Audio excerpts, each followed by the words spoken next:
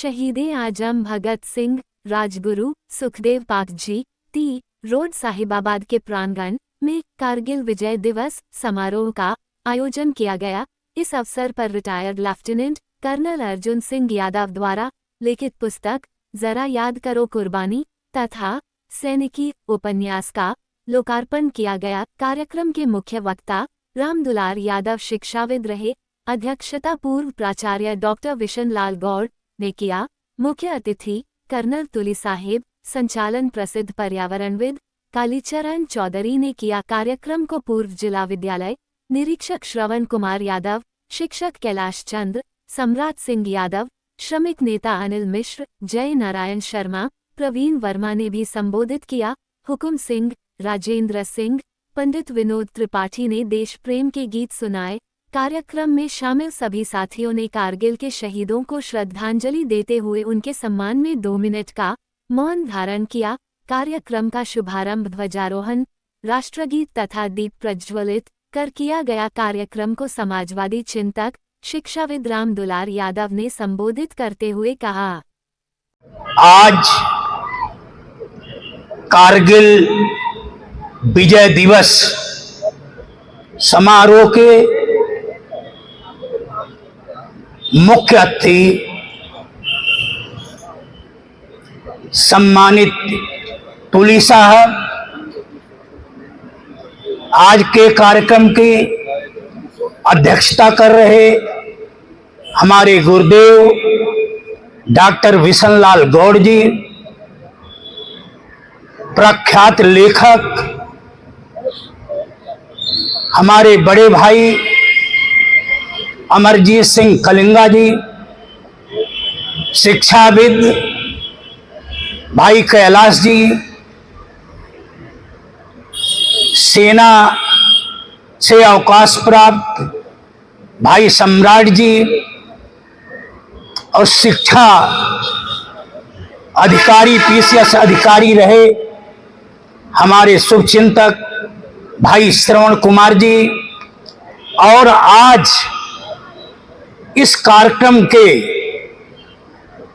आयोजक संयोजक और जिसे दूल्हा कहते हैं भाई अर्जुन सिंह यादव जी, रिटायर्ड कर्नल हैं और आप प्रख्यात लेखक भी हैं। आपके अंदर 2 गुण हैं और सफल संचालन कर रहे हैं पर्यावरणविद डॉक्टर कालीचरण जी, जिन्होंने अनेकों पुस्तकें लिखी हैं। और यहाँ पर उपस्थित सभी ज्ञानपीठ के साथीगण, पत्रकार बंधुओं और अभी आप लोगों को बीच में सभी वक्ताओं ने इतना विचार दे दिया है कि हमारे पास अब कहने के लिए बहुत कम बचा है और बरसात भी हो रही है। मैं अनिल कुमार मिश्र जी, पंडित विनोद कुमार त्रिपाठी जी, हुकुम सिंह जी, राजेंद्र जी और वर्मा जी, जिन्होंने गीत के माध्यम से अपनी बात रखी, उन्हें भी मैं धन्यवाद करता हूं। आप लोग बहुत देर से यहां पर हैं। कारगिल विजय दिवस का कार्यक्रम भी है और आपकी पुस्तक याद करो कुर्बानी का दूसरा संस्करण और सैनिकी, इस पुस्तक का विमोचन भी होना है। आप सभी साथी यहाँ उपस्थित हैं।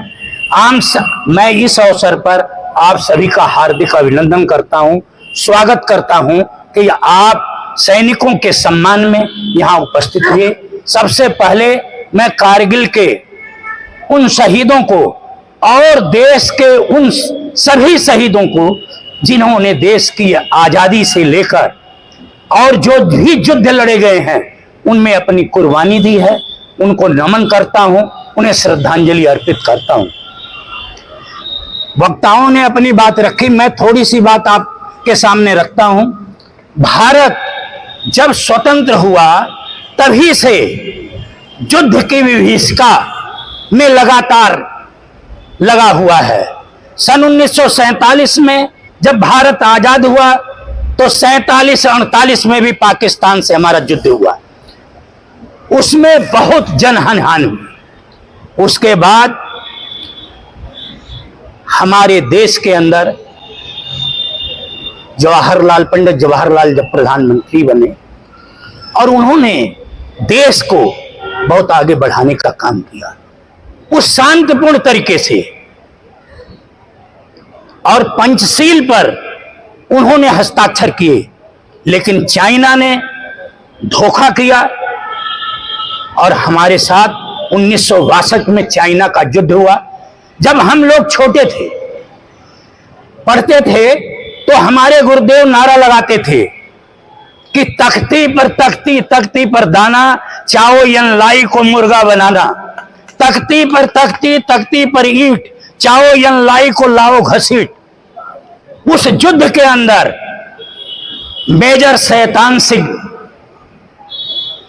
को वो शहीद हुए और उन्हें ये परमवीर चक्र मिला।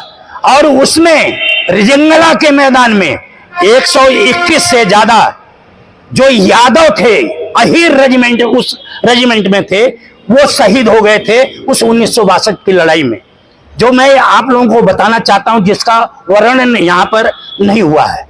और चाइना ने हमारे हजारों किलोमीटर भूभाग पर कब्जा कर लिया।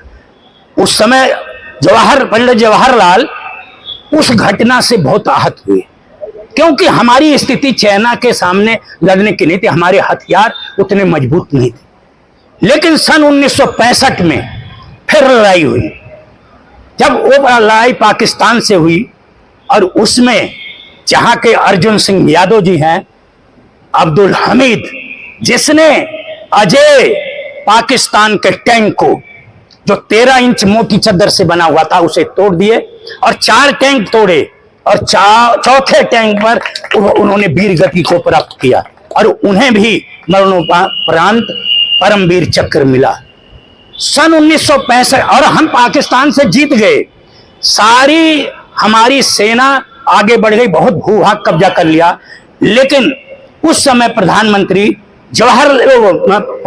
लाल बहादुर शास्त्री जी थे, जिन्होंने जय जवान जय किसान का नारा दिया था।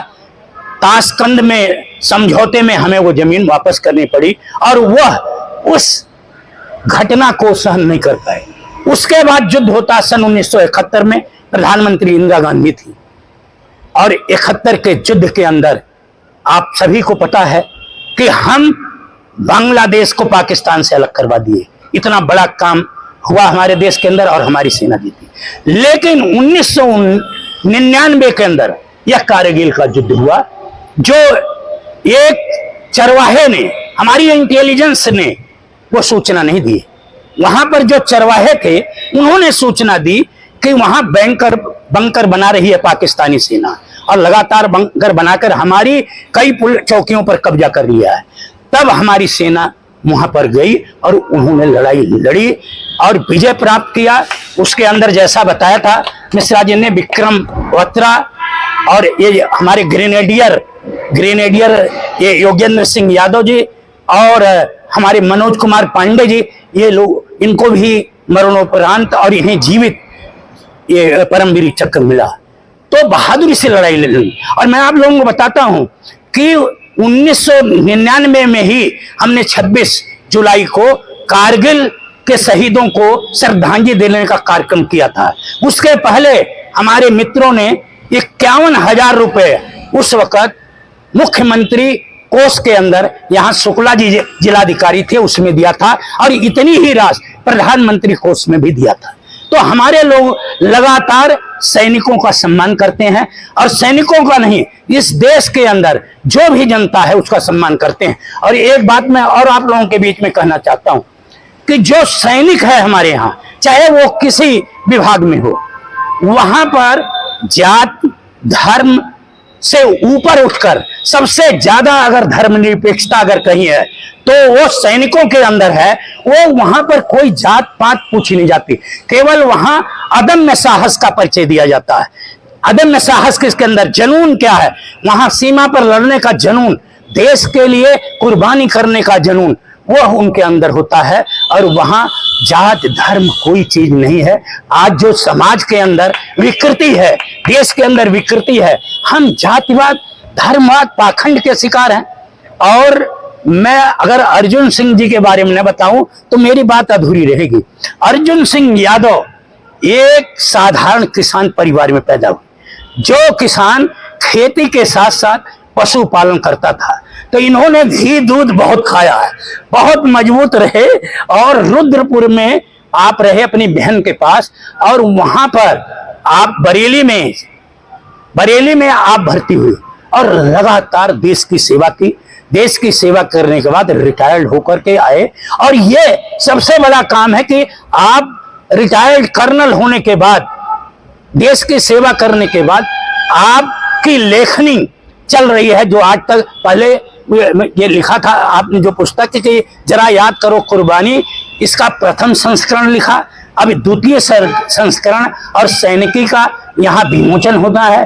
तो मेरा यह मकसद है कहने का कि हमें समाज के अंदर जाति और धर्म से ऊपर उठकर, असमानता से ऊपर, क्योंकि विषमता यहाँ बहुत व्याप्त है, हर क्षेत्र में विषमता है, सामाजिक विषमता यहाँ है, आर्थिक विषमता यहाँ है, राजनीतिक विषमता यहाँ है, सांस्कृतिक, धार्मिक, आध्यात्मिक, हर तरफ विषमता है। हम समझ ही नहीं पा रहे हैं कि हमारा देश, जिसे कहते हैं हम विश्व गुरु बनाएंगे, विश्व गुरु विषमता के कारण बनेगा। विश्व गुरु तब बनेगा जब 40 आदमियों पर भारत की पूरी संपत्ति 1% के लोगों पर 40% संपत्ति चली जाएगी, तो विश्व गुरु कैसे बन सकता है? विश्व गुरु तब बनेगा कि सबके पास जब रोजी, कपड़ा, मकान, शिक्षा और स्वास्थ्य की व्यवस्था होगी। मैं आप लोगों के बीच में कहना चाहता हूं कि जिस देश की शिक्षा और स्वास्थ्य कमजोर है, वह देश कभी विकसित देश नहीं हो सकता। जो वही देश विकसित देश हो सकता है जहां पर शिक्षा और स्वास्थ्य पर सबसे ज्यादा काम किया जाता है। तो हम तो देश की हर संस्था से, हर व्यक्ति से और सरकार से भी अनुरोध करते हैं कि इस देश के अंदर शिक्षा के प्रचार प्रसार में ज्यादा काम कीजिए, और स्वास्थ्य के प्रति जो सरकारी अस्पताल हैं उन्हें ज्यादा से ज्यादा खुलवाने का काम कीजिए, क्योंकि यहाँ के का जो आर्थिक दृष्टि से कमजोर व्यक्ति है वो कभी भी बड़े अस्पतालों के गेट तक नहीं जा सकता। उसके यहाँ चौकीदार लगे हुए लाठी लिए और बंदूक लिए, वो वहां से भगा देते हैं। उन्हें जो दवा गोली मिलनी चाहिए, जो सेवा मिलनी चाहिए, वो नहीं मिल पाती। तो अब मैं इन शब्दों के साथ बहुत कुछ बोल गया, क्योंकि बहुत लोग मेरे बारे में बहुत ज्यादा बोल गए। मैं ऐसा नहीं, मैं तो एक सामाजिक कार्यकर्ता हूं और चाहता हूं कि शिक्षा और स्वास्थ्य सबका ठीक रहे, जिससे जब शिक्षा और स्वास्थ्य दोनों ठीक हो जाएंगे तो आदमी समानता की बात करेगा, फिर वो विषमता की बात नहीं करेगा, क्योंकि वो पढ़ा लिखा व्यक्ति कभी विषमता की बात नहीं करता। केवल जो अंधभक्त हैं, अंधे हैं, जिन्हें ज्ञान है, वो कौन लोग हैं? उसको भरतरी जी कहते हैं, गुरुदेव भी बताएंगे। वो कहते हैं कि मूर्ख को समझाया जा सकता है और विद्वान को समझाया जा सकता है, लेकिन जो मूर्ख भी नहीं है और विद्वान भी नहीं है, उसे समझाना बहुत मुश्किल है। वो उसी कैटेगरी में लोग आते हैं। मेरा उनसे भी निवेदन है कि तुम लोग उस कैटेगरी से हटकर विद्वता की कैटेगरी में आओ, शिक्षा लो और लोगों के अंदर सद्भाव, भाईचारा, प्रेम, न्याय और बंधुत्व की भावना को भरो, लोगों के अंदर स्वतंत्रता और समानता की भावना को भरो, जिससे हमारा समाज, हमारा देश सुदृढ़ हो। बहुत बहुत धन्यवाद करता हूं।